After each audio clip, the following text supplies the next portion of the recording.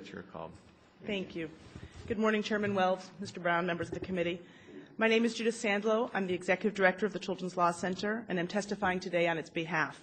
As you know, the Children's Law Center represents 500 children every year in the abuse and neglect system, and with the help of more than 50 law firms, the Children's Law Center also represents several hundred foster and kinship caregivers, as well as families who are struggling under investigation by CFSA. The Children's Law Center has a long-standing policy of not taking formal positions on mayoral appointments. But since the choice of director should be informed by an understanding of the problems facing CFSA, I'm providing my testimony today with the hope that I can offer some useful thoughts about the agency and its needs. A year and a half ago, I testified at Dr. Charlene Bobo's confirmation hearing. She was the fourth director in 6 years. The challenges facing the agency then were significant, to say the least. My testimony described a poorly performing agency that frequently failed its children.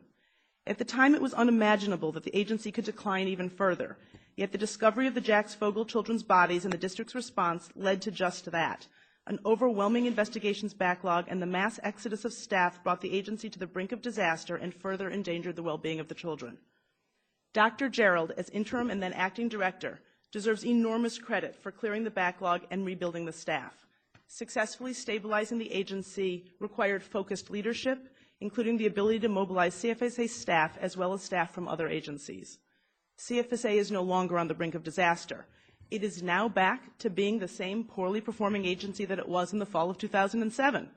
The most recent assessment by the Center for the Study of Social Policy, which you referenced, reflects this and reports that while the progress has been made, there is much work to be done to become a successfully performing agency. As I struggled to write this testimony and to put into words the problems facing CFSA and the direction it needs to go, I had an astounding realization. Almost every word of my testimony 18 months ago at Dr. Bobo's confirmation hearing is applicable and true today. I can make no stronger statement about the situation facing DC's children than simply to submit again my testimony from that hearing, which I have done appended to my written testimony. I want to add only these few thoughts. Dr. Gerald has, over the past several months, articulated a desire to focus on keeping children in their homes or with kin, to improve social worker practice, and to involve the community in real partnership. He has taken a few concrete steps toward these goals by convening advocates and private providers in an initial meeting focused on building shared outcomes, and by drafting a detailed social work practice model that is currently being reviewed within and without CFSA. These are truly positive steps forward. Dr. Gerald cannot move even these initiatives forward, however, unless he has a senior management team with the skill to implement these ideas throughout the agency. There are still key positions that are filled by acting staff and some that are unfilled. Unless CFSA has a strong and stable management team, the dramatic changes that are necessary will be impossible. Councilmember Wells, members of the committee, you have an essential role in the important work of reforming CFSA. Dr. Gerald has begun the necessary work. He has stabilized the agency, begun to rebuild the staff and management, started to reach out to stakeholders and other agencies to work on collaborative solutions. The committee can ensure this process moves forward by not only holding the CFSA director accountable, but holding oversight hearings to ensure that all of the executive branch is working together to support necessary reforms.